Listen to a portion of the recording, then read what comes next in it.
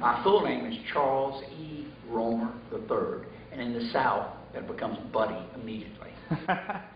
All right, and what kind of title do you want us to have for you? Buddy's fine. That's what I'm known as. Okay, and you're the candidate for the American Elect Party? Yes. They're a unity party bringing Democrats and Republicans together. I'm a Republican, and I'll pick a Democratic woman or man to be my running mate. All right. Just going back now, history. What made you come to American Elect? I really had no choice. I tried as a Republican. I've been a Republican for 22 years, but was not included in any of the 23 nationally televised debates. And I realized that the Republican Party did not want to hear about money and politics. And that's my issue, because I don't think the next president is going to do a damn thing until he's free to lead, away from the money and politics, whether it be Goldman Sachs or GE or insurance companies. So when the Republicans wouldn't listen to me, Americans Elect contacted me and said, we're going to be on all 50 ballots. I said, I won't take any of your money. They said, we won't give any money. We won't tell you what to do. You'll be free to lead. That's exactly what I wanted to hear. How exciting of a possibility is this for you not to have any kind of political action committees or special interest groups pulling those purse strings right behind you? I don't need to be president. I have no ego involved. I've been to the White House many times when I was a congressman working with Ronald Reagan. I have no ego here. I just think the country's in trouble, and the only way I would run is this way. This is difficult. It's never been done like this. But if I can do it this way, if I can get 3 million Americans to stand with me, we'll win this thing. When you just need that 15%, what are the challenges now to get that last 10? Knowledge, getting known. I mean, I think when most people listen to me, they like what they hear. I mean, it's common sense. It's straightforward. It's worked before when I've done it. And they're willing to do it.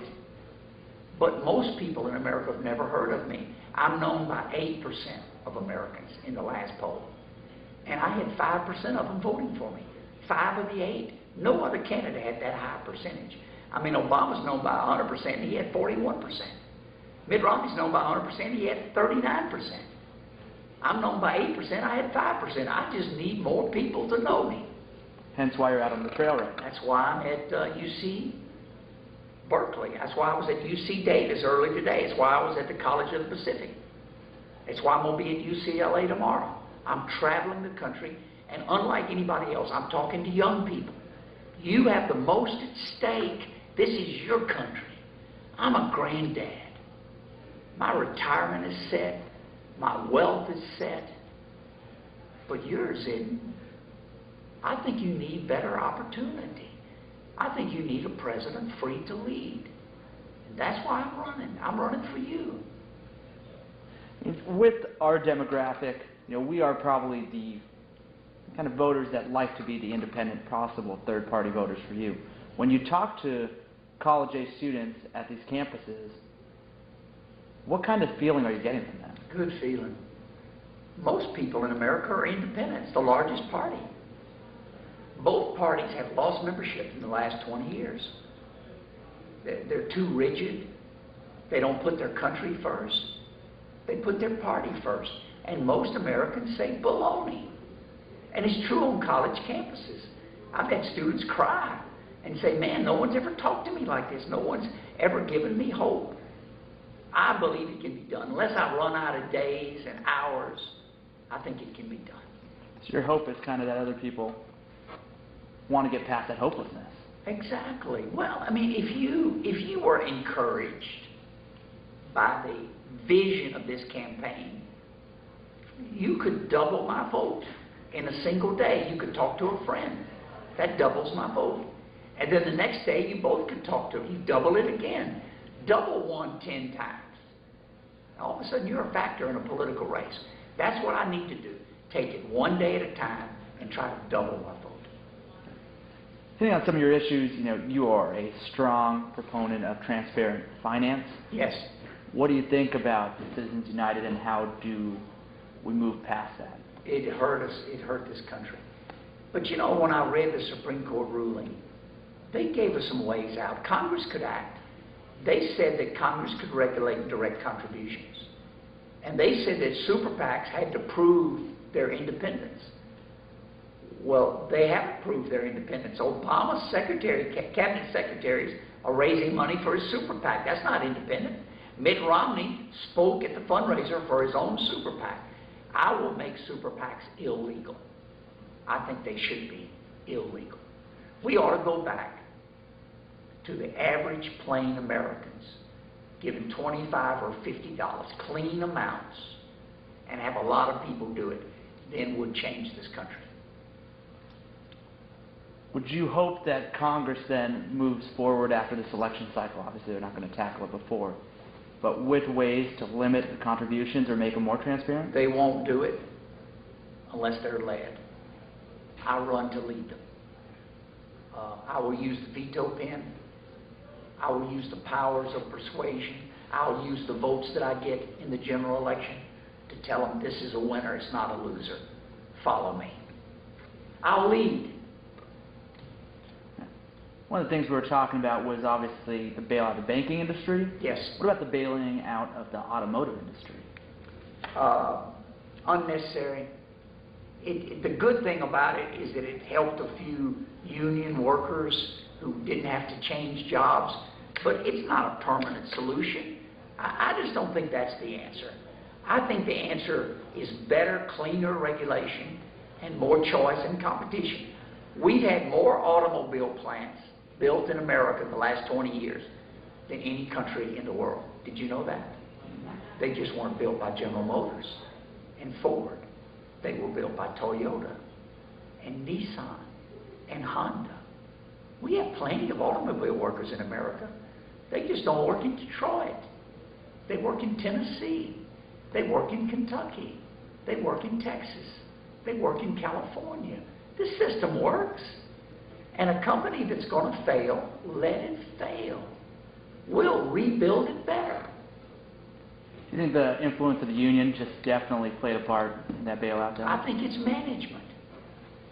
I think management's the problem. I mean, the unions have political power, and I'm sure the president saw that.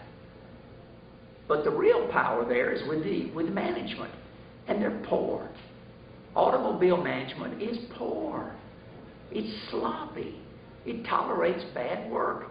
It tried to give the American consumer a bad product for 20 years. Shame on them.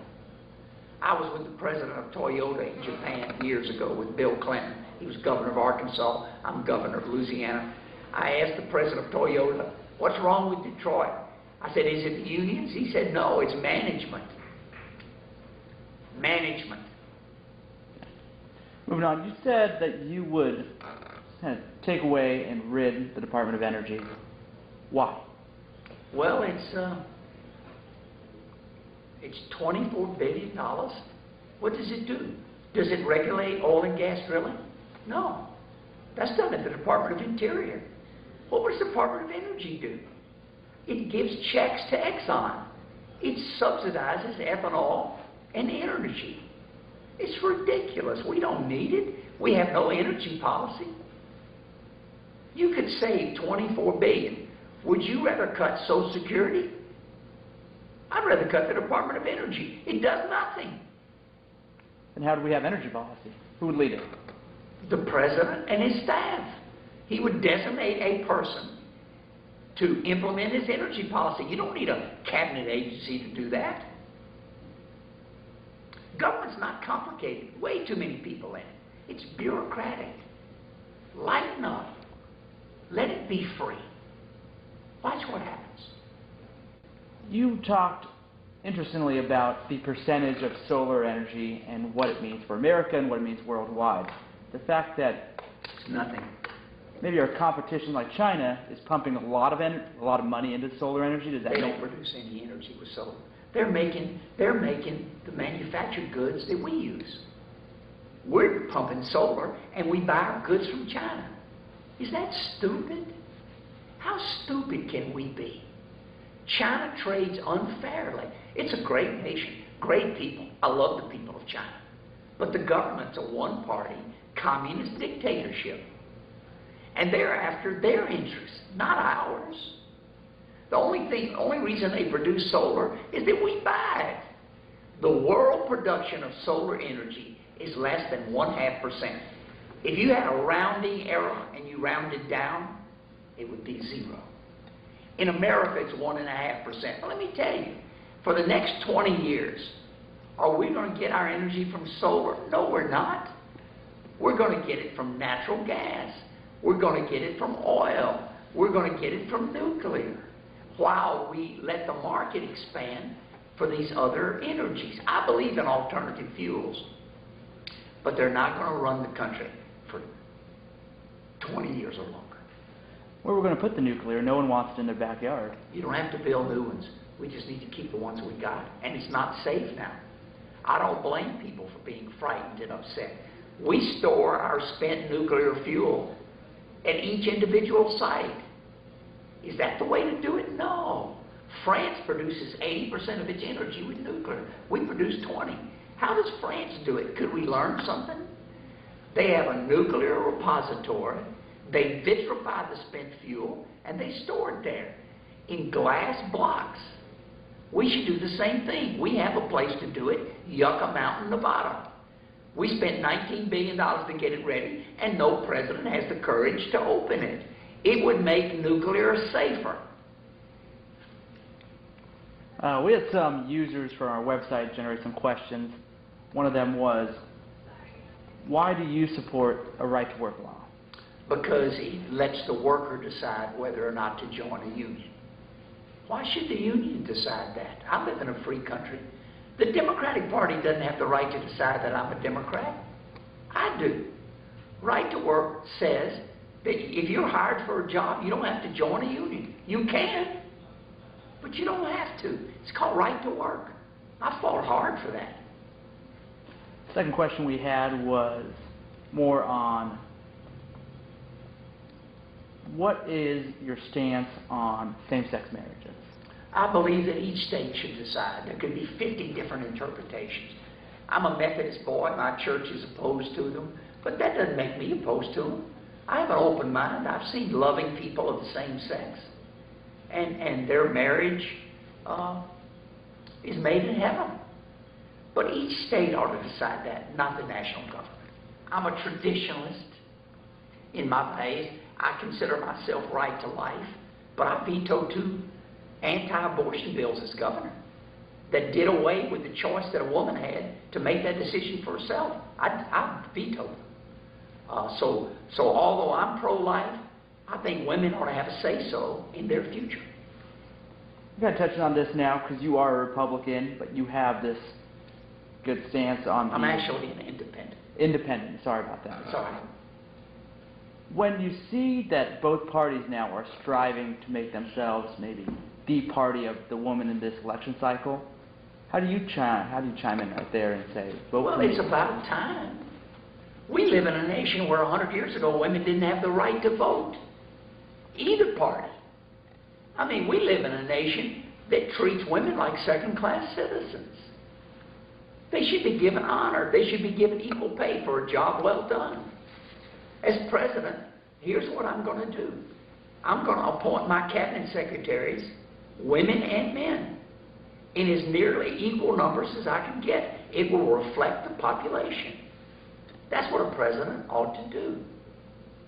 And do you think from there that other people start saying they do have equal rights for pay? Yes. Just trickle that down? It'll happen. It will happen. That's the way change comes. It comes on little cat feet at first, and then all of a sudden it's a full roar. I watched it with civil rights for black Americans when I was growing up in the South. I watched it happen. It's still happening. The same thing with women. I have 3 sisters, a mother, a wife. Women are very important to me, and I will show that as president. I think anybody who's president will do that. I think Mitt Romney will do that. I think Barack Obama's tried to do that, quite frankly. Going on civil rights now to immigration rights. What would you do, if elected president, about the flow of immigrants in from Mexico or Central America? I would stop it. It has to be legal. We're a nation of laws. I would seal the border. There's no alternative to that.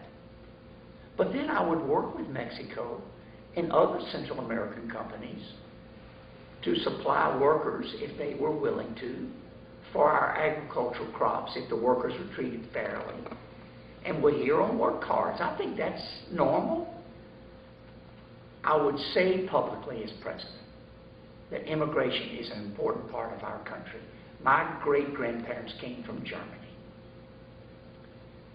Every person here is an immigrant. We just never had 12.5 million illegal immigrants. It takes jobs away from Americans. It hurts our entitlement programs. We need to get it cleaned up. I'm willing to do a draft board in each region where the draft board decides where the workers here illegal have to go back and start over, or because they've been here long enough and have been good citizens, they can stay. I'm very common sense, but we will get this cleaned up. We will do comprehensive immigration reform. Coming back now to the college campus, we have a special concern over subsidized loans for college students. Yeah. How do you propose that you could keep the best and the brightest here without overpricing college for them? I would try to restructure the debt. The federal government holds these bills at about $1 trillion. Students are being charged 4, 4.5, 5, 5.5, 6, 6.5, 7%, depends on the loan. You know what that money costs the federal government? 0.5%. We can restructure the debt. Don't forgive the loans. They've got to be repaid back. But take the debt down from 7% to 2%. And everybody will feel like they're starting over again. That's what I would do. Kind of wrapping up, what do you see as your main goal for the next 2 weeks? Get known. Get known. Be on every show. Go to every college campus I can. I really appreciate what UC Berkeley's done for me tonight. I need volunteers. I need people to help me. I need people who'd like to go to the White House with me and help run this country fairly. I tell them real straightforward, get involved, because I'm going to have a lot of openings, because I'm firing everybody there now. And if they want to find more information out about you, where do they go? BuddyRoemer.com, and Roemer is spelled R-O-E-M-E-R. AmericansElect.org or BuddyRoemer.com. Thank you. Thank you.